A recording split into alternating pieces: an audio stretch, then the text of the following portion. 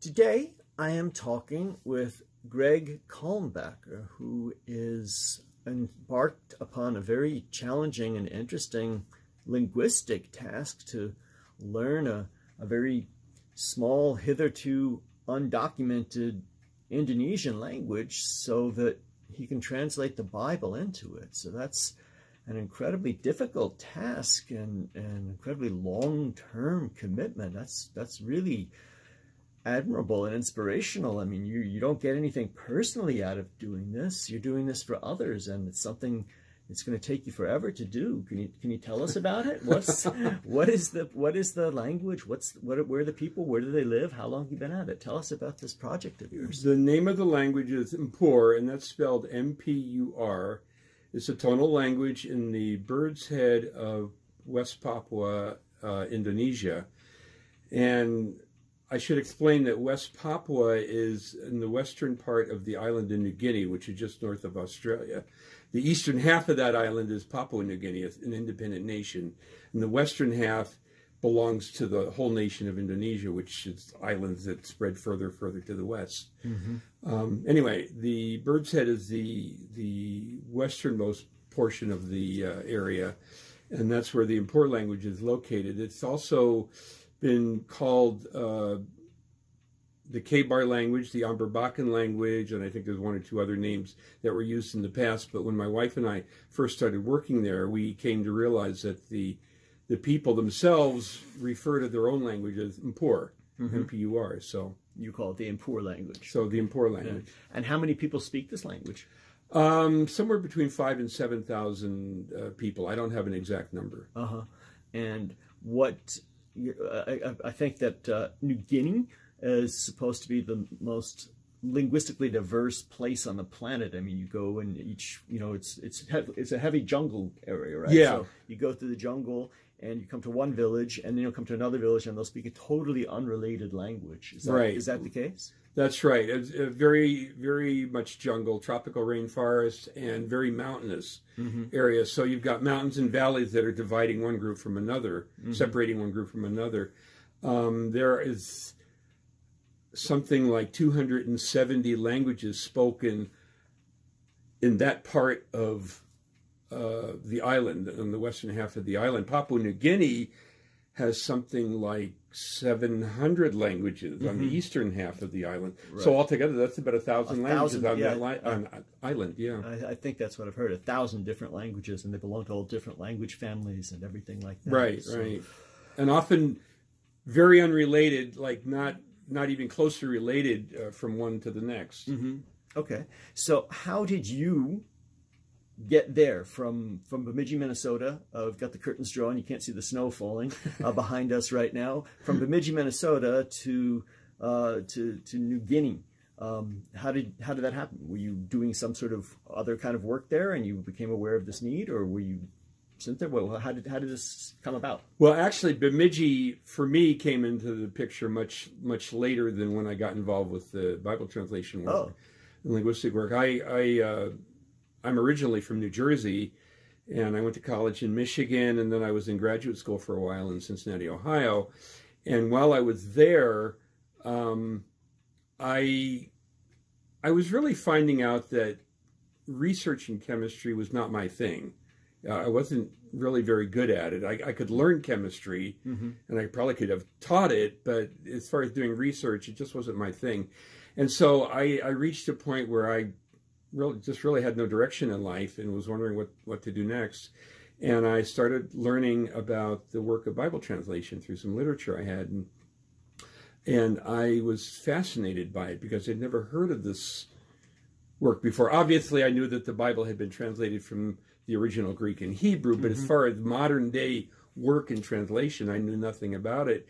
And one of the things that really grabbed my interest too was the idea that people were going to all parts of the earth to learn languages that were hitherto undocumented, unstudied, and they were having to learn them from scratch. There were no grammars, no phonologies written that they could just pick up on. And that fascinated me because mm-hmm. even as a child, I'd always been interested in language. And even though I never learned to speak another one as a child, I always, this may sound strange, but I always enjoyed hearing someone speak in another language, even though I couldn't understand what they were saying. It doesn't sound strange at all. It just fascinated me. It is. So I, in high school and college, I studied Latin and Spanish and German, and typical academic courses that you could take. But this was an opportunity to get involved in something that was not only tapping an innate desire and innate interest that I had, but also a way to get God's word into another language for people who couldn't otherwise read it or hear it. Mm-hmm. Yeah. So I guess, biblical translation, as you mentioned, I mean, it's been going on for close on 2,000 years, and some of the oldest attested languages that we have, like the Gothic, for instance, which is the oldest Germanic language. What we have is translation of somebody named Wolfilas translated part of the Gospels into that. So that must have been the same sort of thing. I mean, the Goths, what language did they speak? How did we get the language into that? So it is really a fascinating idea that you're learning a language, not just, I guess this sort of anthropological language learning. You go throw yourself in with a new group of people, you could learn to communicate with them, but you have to learn it so well that you can, you can actually not just speak it, but you need to document it so that you can translate into it. So that sounds to me like truly about the most difficult linguistic challenge there is out there. These videos that I make are for people who find language learning really fun, and we look for challenges. and the idea, when I was, I don't know, it just never occurred to me earlier in life to do what you're doing. And we looked around, and people look at the Foreign Service Institute or the Department of Defense. When they train people in languages, they put them in categories, and they say, how long does it take to train somebody to get up to snuff to be a translator or interpreter in that. And so they have languages like Korean and Japanese and Chinese and Arabic classified as the most difficult languages. But when I think, however difficult they may be in terms of having different structure, different script, different culture, everything like that, there's so many resources that you can use to do that. There's so studied. Compared to that, learning a language that has no resources, nothing whatsoever, and that you have to go and live in this, this totally different culture. That's the only way I can imagine that you can do it. So anyway, you were in graduate school in chemistry after studying a few standard European languages, German and Latin and what do you say, Spanish? Yeah. Okay, and then you were interested in this bigger challenge. And you took it up at you say in graduate school. It looks like it may have been a couple of years since you've been in graduate school. So you've quite a few years. I'm not young anymore. So you've been at this for quite a while. How long have you been working on this language? Well, I guess it would be about 45 years ago that I made that switch from studying chemistry to seeing if this is what I should be doing. I took some linguistic training in Dallas, which included... Is it the Summer Institute? Summer Institute of Linguistics. I'm a member of Wycliffe Bible Translators. And anyway, the Summer Institute of Linguistics had this program in Dallas, Texas that I attended. And so I could learn about linguistics, learn some things about anthropology and culture, things about how to do translation, how to do a literacy program, because part of translating is if you translate something and you don't have anybody to read it, what's the use? And a lot of people are pre-literate peoples that are being translated for.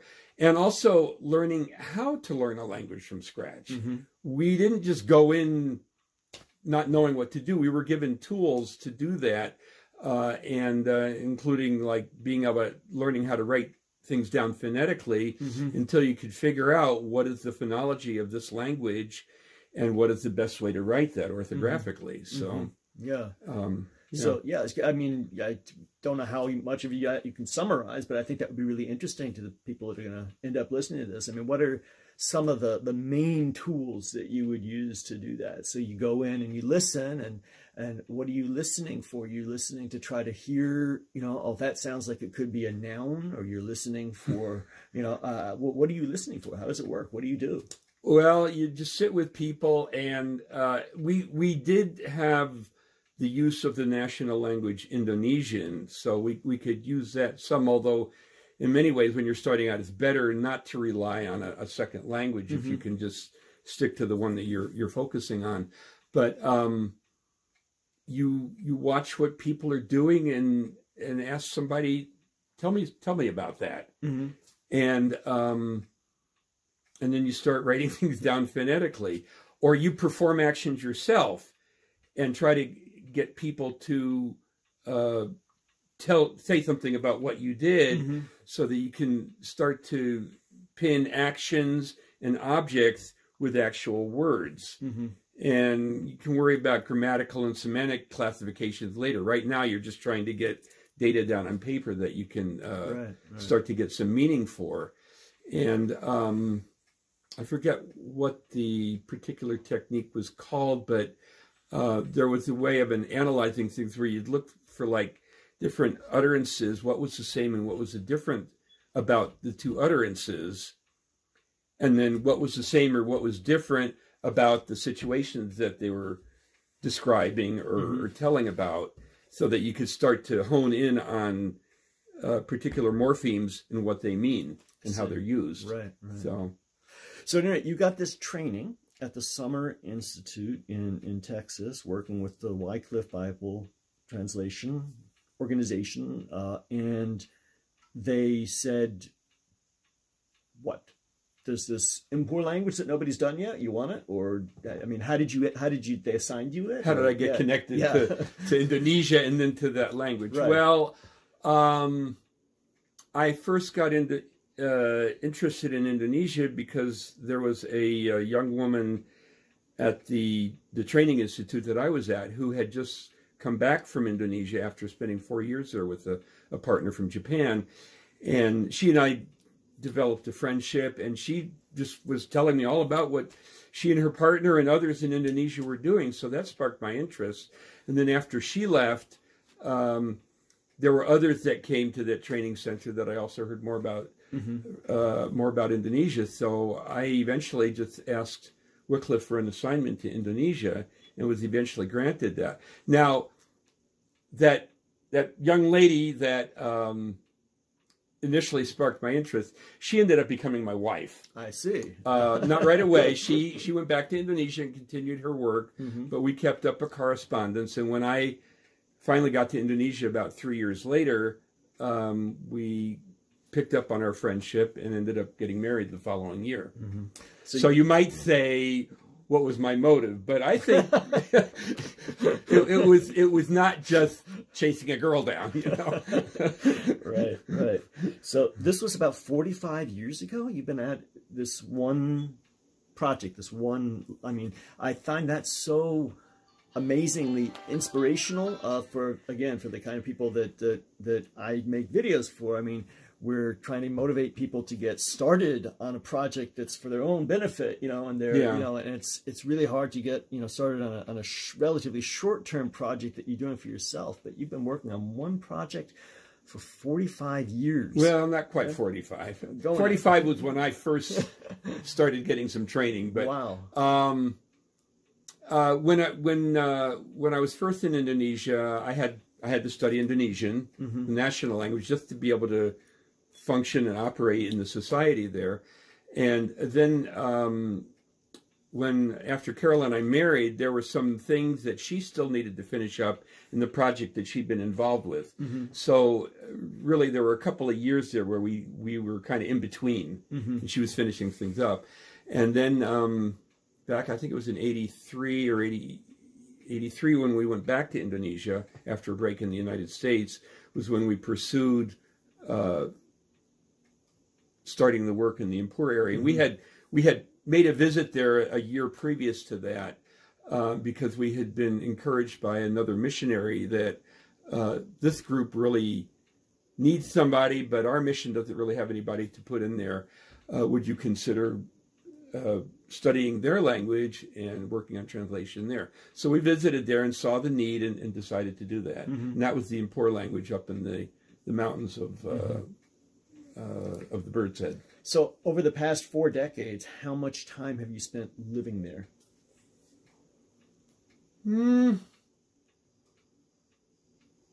Living in the village and working? Oh, gee, that's hard to say.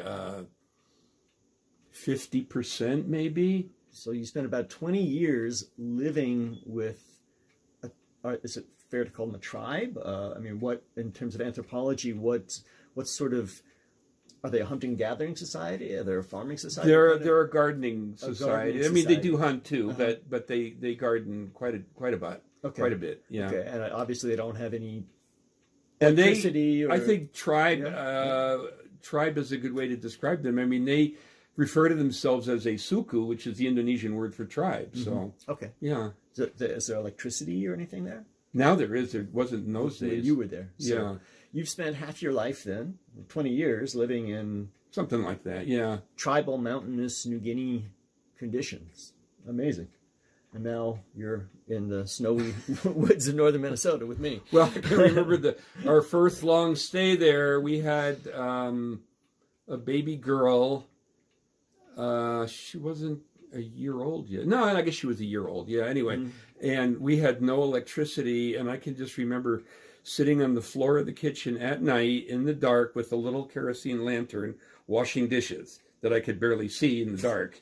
Wow. Well, my wife took care of our little daughter, Hannah. You know, it was kind of like that, you know, cooking over a wood fire. And so this is an incredible long-term commitment you have there. Now, and how, after all that time, how well do you feel like you know the language? How...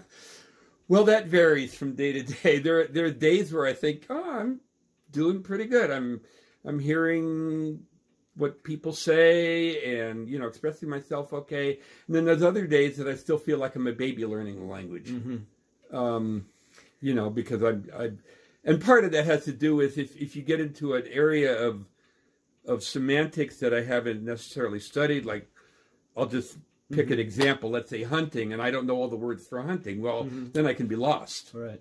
No, I can relate to that 100%. I mean, I've learned a lot of languages quite well, you know, but they're book languages that I've studied and that I've lived there. But I just know that there's an incredible difference between a language like German or French or Spanish or even Latin, the degree that you can know that and feel comfortable with it and just sort of have everything.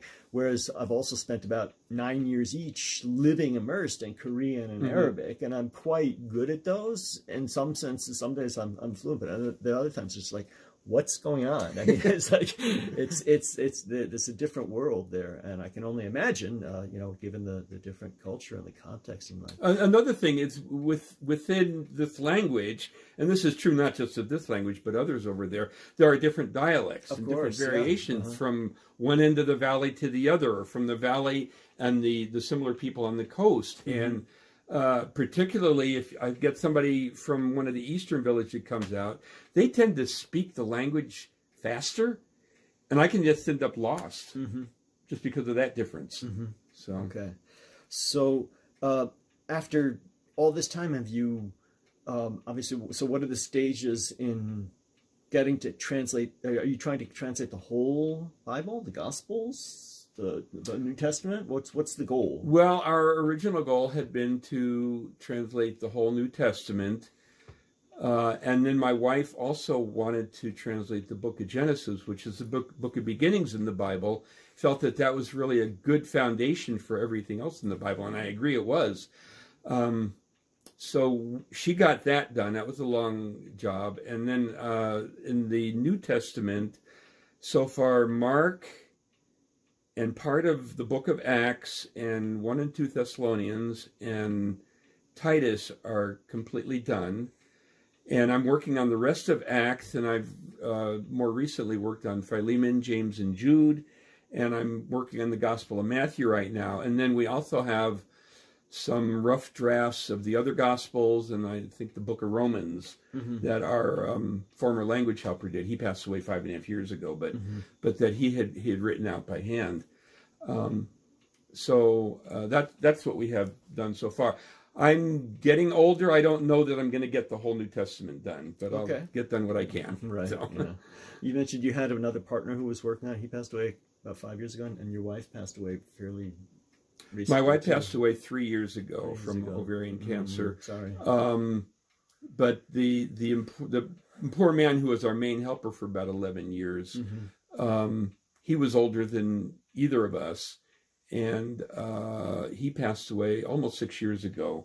I think maybe from prostate issues. It doesn't matter really. So but, you had two partners, your wife, your life partner, and the woman who got you into this, basically, and a native helper, and him, and other right. Local people too. Okay. Yeah, but now they're both gone. So you're doing this basically yourself. Well, right now, because of my wife's illness and death, I have not been back to Indonesia very much during the past 5 years. So a lot of what's been done recently has been on my own. But I have a body of material that's just waiting for when I get back to Indonesia, that I can sit down with this young fellow who has worked with us quite a bit, and other Mpur speakers, to further refine it, find out where it's still not communicating well, or there's still mistakes, and all of that. So, I mean, what are some of the main difficulties apart from the purely linguistic things, but just the cultural things? I don't know why all of a sudden I'm thinking of fig trees. There's so many references to fig trees in the New Testament. Do they have fig trees in New Guinea? I mean, how do you translate stuff from one culture, one civilization in one part of the world to another part of the world if they don't have some of the things? What do you do? Well, that's tricky. If there's actually a historical reference to an animal or some plant or something, we try the best we can to translate that with something that's very similar to that, or sometimes we might just have to transliterate it into the language with a picture. This is what this is referring to. Like, for example, camel. They don't have camels there. They don't know what a camel, and they don't have a word for camel. The Indonesian language does. And so we've ended up just using that word. But at some point, I believe in Genesis, there was a picture of a camel so that people could at least know what we're talking about. In other cases, Jesus spoke in parables, which are like little stories that weren't necessarily historical in nature, but they taught a lesson. And for those kind of things, you often could substitute a similar animal or flora or fauna or whatever that they have in their language that they understand, because the focus is not on a historical thing, but the focus is on a lesson in the parable. And you can use something else that'll get that lesson across just as well. Does that make sense? Yeah, it does. Yeah. Yes, it does. Okay. So wow. So, and how receptive are the people there to the message? There hasn't been a big enthusiastic excitement about getting the translation. I call it more like a polite interest in what we're doing. They're happy to get it. How much they're actually reading the scriptures that they have, I'm not sure about that. It's hard for me to observe that.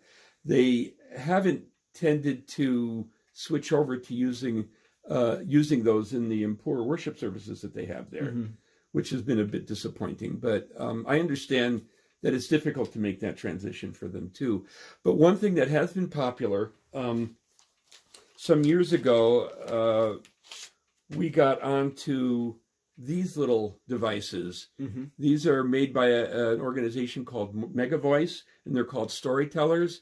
And so what these do, we've been able to get the published scriptures recorded in a studio, and then we can put that on here, and people have really enjoyed listening to these things. And they can listen, and other people gather around and listen. They can listen again, and they're solar powered, so they don't have to mess with the battery. They can just stick it out in the sun or on their windowsill each day to get powered up for that evening. What's the relationship between Summer and Wycliffe and an organization that used to be, it's still on the internet, called Faith Comes by Hearing, but it's called Bible.is, and they have exactly the same thing. I'm much more familiar with them because they have translated they have audio drama New Testaments of thousands of languages, and just expanding more. Is it part of the same project, related? Faith Comes by Hearing is a completely separate organization from Wycliffe and Summers Institute of Linguistics, but they're doing like-minded work, and we have had, I believe, some collaboration with them in the past in getting recorded scriptures available. Summers Institute of Linguistics, its focus is really on linguistic study, linguistic documentation, language learning.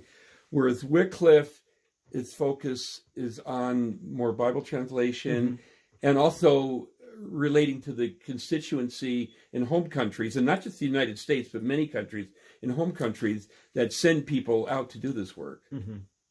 Okay. So, has this been, in essence, in the halftime of your life, the past couple of decades that you've been there, they've supported you, or this is like your full-time job? This is your, not an avocation, but your vocation? It's my vocation. It's my job. Yeah. It's full time, and sometimes feel like overseas is more than full time actually. But yeah. Yeah. And your daughter was born there and grew up there. Does she speak the language like a native fluently? Can she help you out?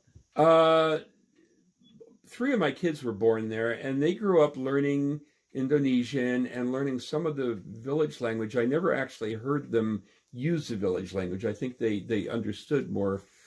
And Indonesian they used when they had to. We didn't have a focus in our home of just trying to use Indonesian or on certain days just trying to use Indonesian. And sometimes I wish we had. But anyway, that's past now. But they did pick up a lot on language, and it was a really good experience for them in other ways too, not just language-wise, but because of our colleagues that were there from Australia and Japan and Korea and Malaysia and England and Germany and the Netherlands and Canada and other countries. They had a really broad experience, these children, growing up with friends from all these different countries.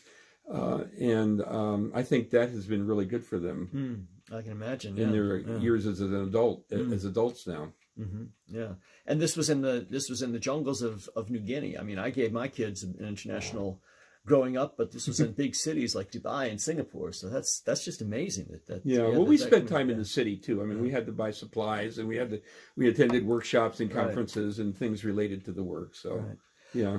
Can you tell us something? With your background in some other languages and linguistic training and all of this here, what are some really distinctive characteristics or features of the Ipuwer language? Is there anything like that now that you learn it, do you find you sometimes, switching from English to Ipuwer because it can be expressed so much better in Ipuwer? Occasionally, yeah. Or Indonesian too. Yeah. But yeah. What kind of things are just, can you say or do in Ipuwer that you really can't do in English? I don't know if I have a good answer for that, but I can tell you about a few linguistic things. Okay, please do. Ipuwer is a tonal language. We discovered pretty early on because we were finding all these words that we thought, well, that's the same word as that, and that's the same as that. And it turns out you've got tone going on. And so that was quite a study. And but one of the interesting things that I'd like to tell about was that the grammar was the clause final position in sentences, which became very interesting to us. For a long time, it seemed like there was no way in the language to say, I have to do something, I should do something, I need to do something. Oh, we just don't know how to say that, so we just use the Indonesian words. And I thought, we would often think, that's kind of a basic thing to be able to say in a language, So we never were really happy with that response, but we didn't know, we were coming up with how to do that. Then we noticed kind of early on, though, that the word not in a clause, in English, we usually use the word no or not preceding the noun or the verb that we're negating. And then we say what we have to say. And they don't do that at all. The word for not comes at the end of the clause. Comes at the end of the clause.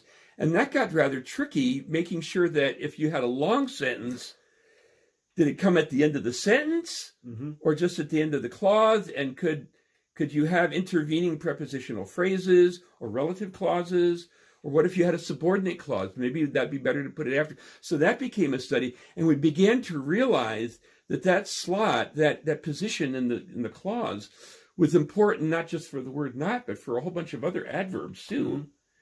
And then we eventually discovered that they have a way to say, I should do this, I need to do this, but it occurs in that position in the clause. And because it was so different from Indonesian, I think that's why the people thought, We just don't know how to say that.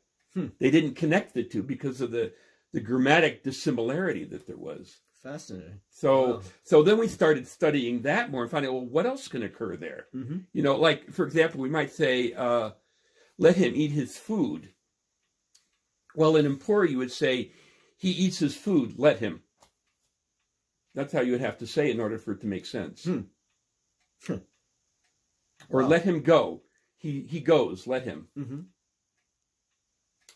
Or the word dien, which means only or just, that occurs in that final slot. You know, So I this final just slot want is to, really- I just want to buy 3 loaves of bread. Well, we would say in Impaur, we'd say, I want to buy 3 loaves of bread, just. So the most important thing to understand comes at the very end. So people complain sometimes that German has the verb at the end. You don't know what you're talking about Yeah. there. So, but this sounds like it's that to the nth degree.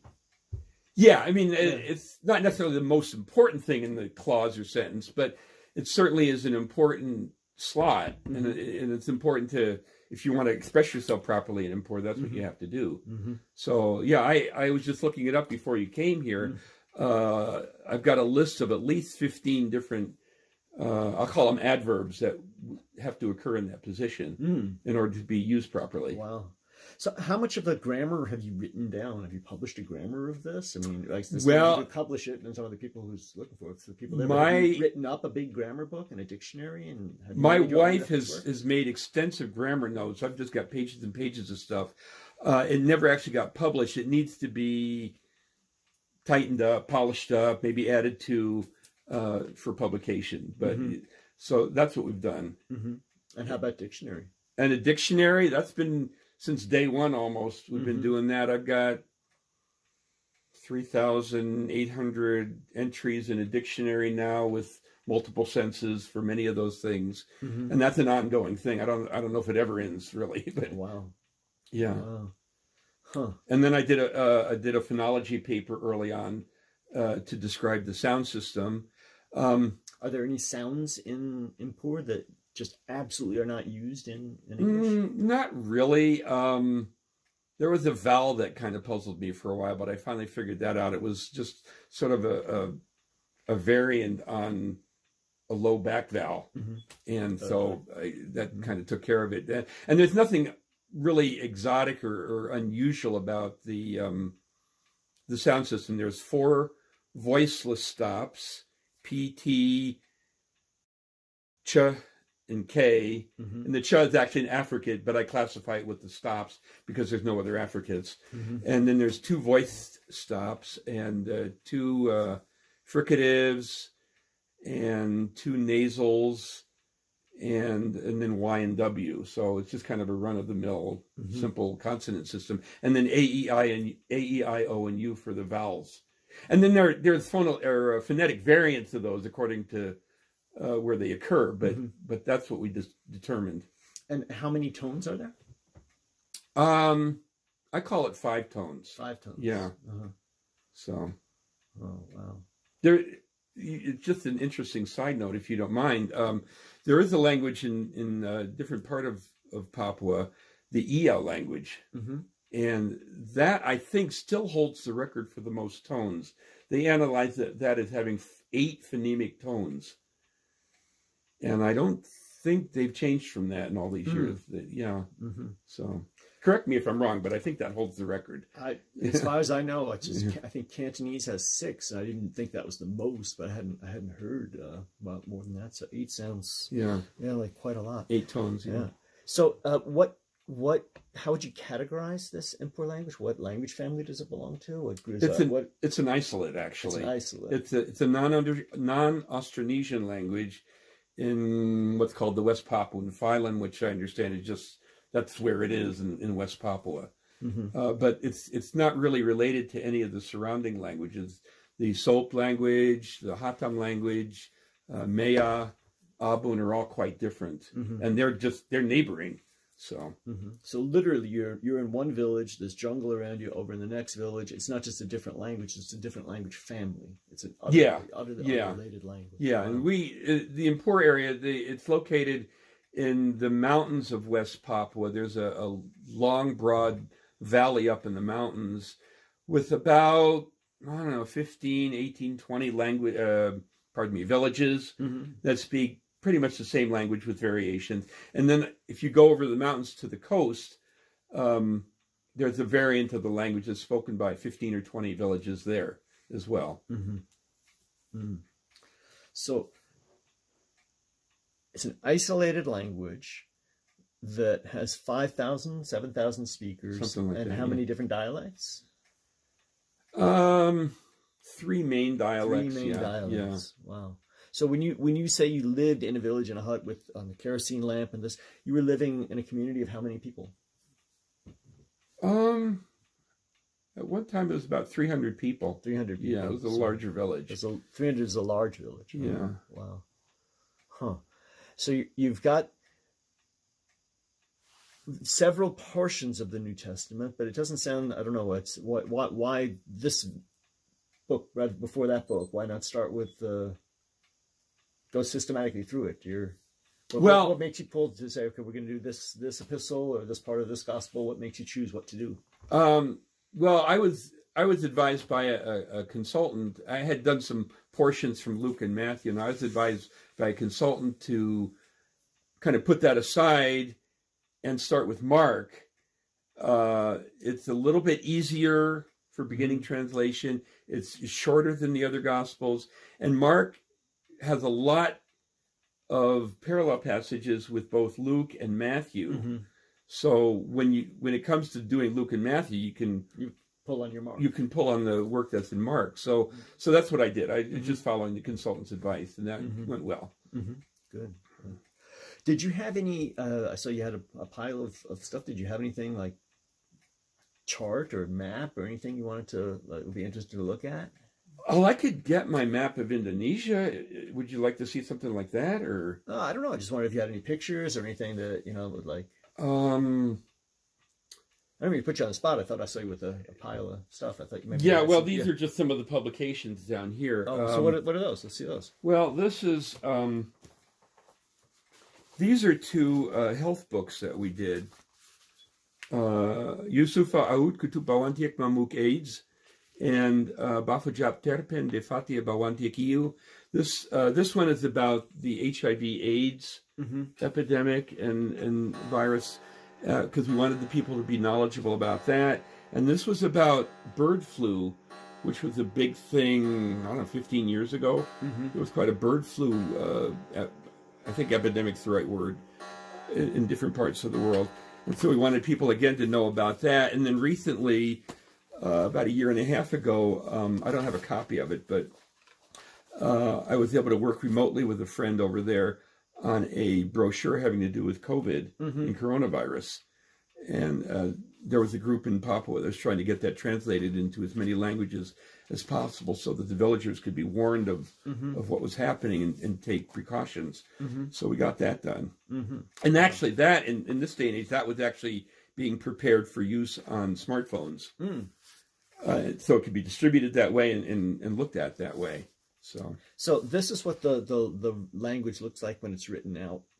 So you use the Latin alphabet, and does it have any diacritics on there? Do you have any? Well, the main diacritic is just using superscript digits for the tones, and we're not using those everywhere because we did do that at one point and looked more like a math paper than it did a You can't get away from your chemistry. Text. Yeah, right. And we realized that really the main there were many of them, but the main contrasts in tones were in single syllable words. So what we've tried to do is just indicate tone as necessary on single syllable words. And then there's one tone that we chose not to write because it was quite commonly occurring, and it would help again to reduce this inventory of writing so many superscript numbers for that. So now, if you can publish things on bird flu and AIDS and other things in Ipuwer, you must have succeeded in your literacy drive. Well, to some extent, yeah. I mean, there was already some literacy there, and ever since we've been there, there have been schools. I think early on, after we got there, they opened up the middle school, and then now they've actually got a few high schools up there. So so kids are learning to read anyway, and some adults have learned to read. But my wife did do a literacy course to teach basic literacy, and we also wrote what we call the transition primer to help the Mpur people understand the differences between writing Indonesian and writing Mpur, and also the similarities, so they could make that transition. And I've had experience with people who say, "Oh, I can't read my language. I can't read that. Don't ask me to read it." And I would just say, just try. Just try it. I know you can read Indonesian. Just try it. And they've been happily surprised with a little work that they could do it. And it's just a matter, like any reading in any language, it's largely a matter of practicing it and keeping on doing it. Wow. So there's that. Yeah. Wow. So you have scripted their language for them. The language was like any human language that hasn't been documented or studied. No grammarians gotten to it. It's just speech. And then somebody comes and takes that speech and listens attentively to it and writes it down and analyzes it and puts it into categories and you know, classifies the words and the parts of speech and puts an alphabet in it, and then it's something that other people can study and that these people themselves can read. And for the Mpur language, this is thanks to you and your wife and your number of helpers. Wow. So you have scripted a language, not just learned it, but scripted it. That's amazing. That's amazing. Is there an oral tradition of any sort of literature or tale telling or epic poetry that now people can take and put down in this Yeah, language? we recorded initially just in phonetics. We recorded a number of their stories, and I think we even, yeah, I wouldn't say published it, but we printed them up so that they could have them. Yeah. So yeah, they had an oral tradition like many of those peoples over there. Yeah. Yeah. Because it's kind of sad to think that, you know, with the encroachment of modern civilization, big things, these small groups of people are all going to learn the big language like Indonesian. Yeah. And then, yes, somebody like will bring the gospel to them, but it's translating something from, they don't have, and then, you know, they would just have things that came from other places outside languages and lose their own. Yeah. And that unfortunately happens. Yeah. Yeah. But if you preserve, the first thing you did was you preserved some of their tales for them. Yeah. Okay. So. And is there, I'm sorry, just like looking at the pictures here, I'm just curious. I mean, ethnically speaking, are they looks, what do they look like? Oh, I wish I'd gotten some albums out. Yeah. I fell down on that. All of the Papuan peoples are a black, a Negroid race, I guess you'd call them that. So, you know, curly hair and yeah, related to the indigenous Australians. I think there is some connection there. Yes. So somehow lore has it in my head that they've been there for 40,000 years. This is the original population of this. Yeah, area. I don't know all that history, but if you had 40,000 years of tradition, or I mean, apart from tales, do they have any sort of would you say knowledge of sort of plants in the jungle that, you know, have medicinal properties, or like shamanic type rites where they can, you know, have tell us about that aspect.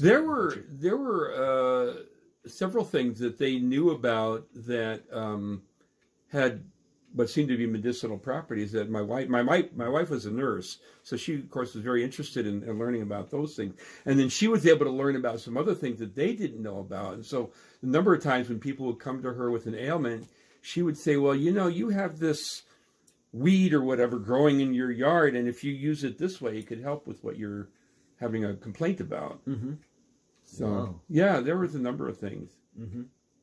When my wife had hepatitis at one point, a woman came and prepared something in our kitchen to give her. I can't tell you now what it was, but to supposedly help her. Yeah. Wow. If anybody who sees this video has ever been thinking about doing this kind of thing, or, you know, is inspired to do it by this, what advice would you give to somebody who is going to set out and do something similar to what you've done? Is there, you know, something you would say that the best, you know, gosh, I lost 5 years doing this, don't do that, or, you know, do this first, or, you know, if the idea of scripting an unscripted language, I mean, just, you know, trying to preserve some of the world's linguistic heritage appeals to people, how can that be done better and more effectively? Well, I mean, one thing I would say is if you're interested in language at all, take whatever opportunities you have to do a little language learning. Mm-hmm. Because I feel from my own experience that each time you learn a language, that helps you with the next language that you tackle. Because you broaden your mind to new structures and new vocabulary in a language. And I just think it helps. I can't explain that, but I think it can just help you.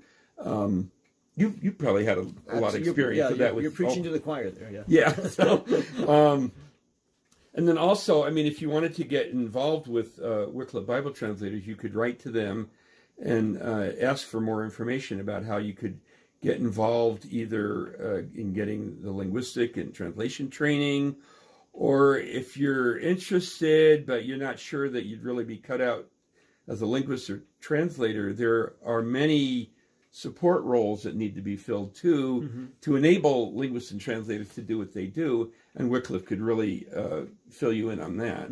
Okay. Yeah. Well, again, people who are going to watch this are probably they're language nerds. They're interested in the language side of it, and this is great to know. I mean, that this is.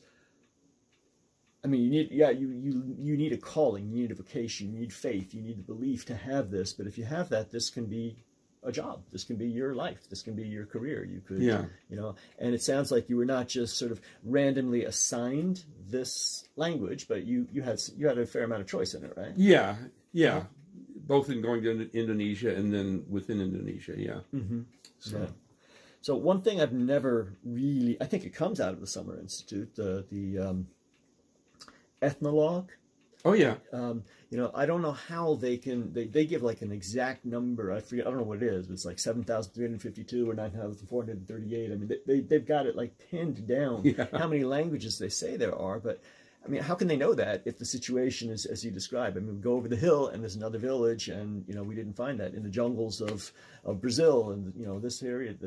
And languages are always growing and changing, and then so many languages are supposedly dying out. Well, the numbers should be shrinking. I don't believe that we can really get a handle on that until people do what you do. Until somebody has like, okay, here's a human speech form. Here's a community of people. They're talking. They're communicating. Somebody has to go in and script it. For it to, you know, to be, okay, pinned down. We can say this is a language. I don't see how we can have any concept of, you know, how many undocumented languages there are. Well, the thing about the ethnologue that you have to keep in mind is that I would say it's accurate to say it's a work in progress. Mm-hmm. So if they say there are 6,932 languages, that's what they know on that date. Mm-hmm. And they're always looking for new data to update or correct what they have, or new languages that they can add to their database. Mm-hmm. So it changes as time goes on, and they know that. You know, they don't feel like that's the final word ever. Mm-hmm. I'm not sure who is. It was originally Barbara Grimes, and her husband was a linguist too, Joe Grimes, who started that back, I don't know, decades ago. I don't know who's working on it now because I imagine they're retired, but yeah. Wow. Well, sorry about that. So this has been an exciting life for you to go and to do this and to switch over from chemistry to going this and stuff. And what is it like? I mean, just as words of inspiration, just the whole conversation has already been that way. But as I think I said earlier, you know, so many people, we have a hard time sort of committing ourselves to doing something and sticking with it, you know, and you obviously have got that staying power with this kind of thing. What has enabled you to do that? What do you think? Is it the faith or what? Well, I would say it's one part of it, a big part of it is a calling from God. This is what I felt God wanted me to do back in the 1970s when I first got involved. And I would, to be honest, I would say another thing was my wife. Mm-hmm. You know, just having the partnership with her and what we were doing really helped me to stick with it too, and be motivated to continue on. And frankly, in the last few years, that's been a bit of a difficulty with her, Mm-hmm. her gone now. Mm-hmm. So I can imagine. Yeah. But yeah, I would say just trusting in God. This is what He wants, and Mm-hmm. you know that God's word. The people need to get God's word in their own language. They only had it in Indonesian, and many of them didn't know Indonesian, so they couldn't really understand it, or not very well. And I can't speak to them in the same way, even if they could. You know, it won't. It's not. Yeah, I mean, many of you are probably English speakers, and what's going to be the best thing for you to read in Scripture? It's going to be the English. Mm. You know, not the German or whatever else, even if you have studied those languages. Mm-hmm. So, so you're saying you've got big chunk of it underway. I mean, how you feel if you, do you think you're finished in the New Testament? Do you think you'll be able to get it done? It seems to me like I won't. Yeah. Yeah. But I've already, strange to say, I've already gotten more done than I thought I would when my wife passed away. Mm. Even though I haven't been there, because we had reached a point where we just decided we weren't going to get as much done, and we'd finish Acts and that would be it. And well, now I've worked on 3 of the letters in the New Testament, and I'm working on Matthew. And I think things like this eventually snowball. I mean, you had decades of field work and living, and and now, in a sense, in your old age retirement, you can be an armchair scholar, and if you have all the tools, and as you said, if you can draw upon Mark to do stuff. Although Matthew I think I said earlier, I still need to get back there to sit down with the people, because it's just a third language for me, so I don't know it near as well as they obviously do, and I know there's mistakes all through. In fact, the work I do, there's often places where I've got bracket / maybe a third set of brackets of alternatives, and I just don't know which way to go with it, So I was going to ask that out there. All of those choices need to be made yet. Yeah, I was going to ask, how do you know you're right? How do you know if you made a mistake? By sitting down with the people and finding out, which I can't do here. Right. And the last 2 years, because of the pandemic worldwide, my Indonesian sponsor has not been able to get a visa for me. For a while, they didn't even try. And then 2 months ago, I should add this, 2 months ago, they wrote me and said that they felt the time was right to start applying for a visa for me. Okay, so you're heading back soon. And last night I wrote them and asked, how's it going? And they told me, well, it's completed this stage, and now we're waiting for this next stage, and please be patient. And I said, that's okay, I'm being patient. Okay. So sometime next year, I'm hoping to get back. 2022, you'll go back to Indonesia and stay there for how long to get? Well, I think I would probably make it at least 6 months. We used to go for a lot longer than that as a family, as a couple, but it's not so easy for me to do by myself.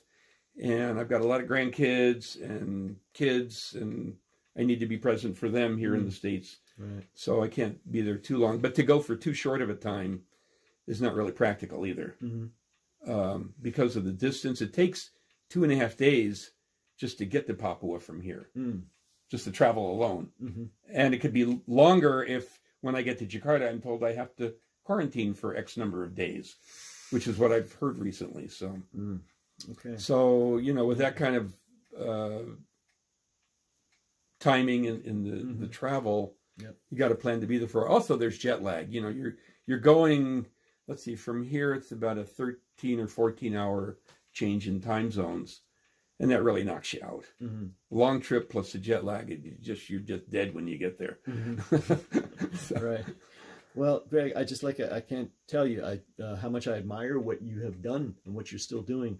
From a purely linguistic side, as I said before, I think that the difficulty of what you have done just dwarfs the difficulty of learning any language that has lots of resources and the magnitude of it, the fact that you're not just learning it, but you are scripting it, you're documenting, and that's just an incredible linguistic achievement that you've done, and that you've done it for your faith, for to share the gospel with these people. Obviously, that's the most important part of the work, getting it through to them, and yeah, just the fact that you can take a project like this and sustain it for such a long period of time, I think is really will be really inspirational to a lot of people to think, what do you need to get something done? I mean, it's really easy to dream and to think, okay, I'd like to get this and I'd like to do that, and then you get distracted and not get started, but to start and to continue and to keep going, and then to say,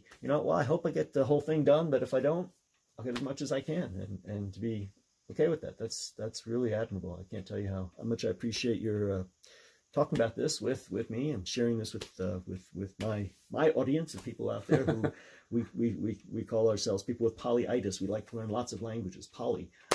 So I hope somebody might be inspired to want to talk about, we do talk about, again, the big languages out there, the way you can read literature in them, the way you can, go back and know how, historical relationships with languages. But I think it's also really important to, to save the world's linguistic heritage. Things are dying out, so if everybody could, add one of these languages somehow into their repertoire, and give back, and help people, as you said, if they've got medicinal knowledge and they've got their oral traditions of stories, there's so much that would be nice to save from being lost.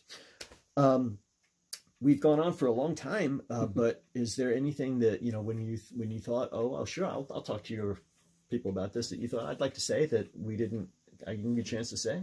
We've covered a lot of territory already. Yeah, we have. Just real quick, I can't think of something right offhand, but yeah. Okay.